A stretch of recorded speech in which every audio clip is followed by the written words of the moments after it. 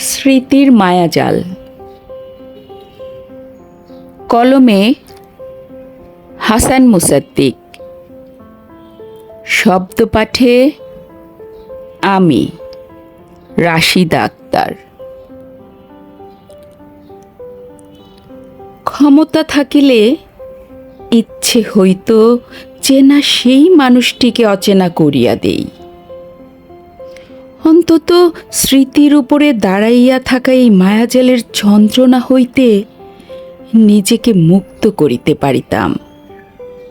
কিন্তু স্মৃতি কোনো মানুষ নহে, যাহাকে অস্বীকার করিলে সে দূরে সরে যায়।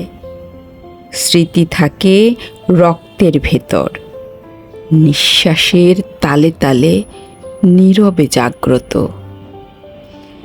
আমি ভুলিতে চাই নাই বলিয়াই নয়, ভুলিবার শক্তি আমার ছিল না। যে মানুষ একদিন দিন রাত্রির ভাষা ছিল, সে আজও অন্তরের গোপন অলিন্দে বাস করে।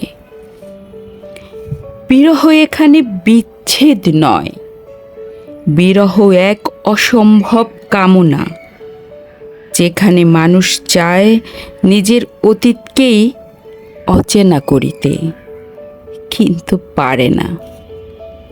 আমি জানি চেনা মানুষ অচেনা হয় না, সে কেবল নীরব হয়। আর এই নীরবতাই সবচাইতে গভীর কষ্ট।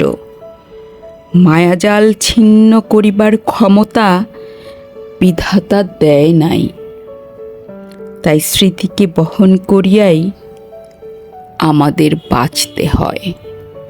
ধন্যবাদ।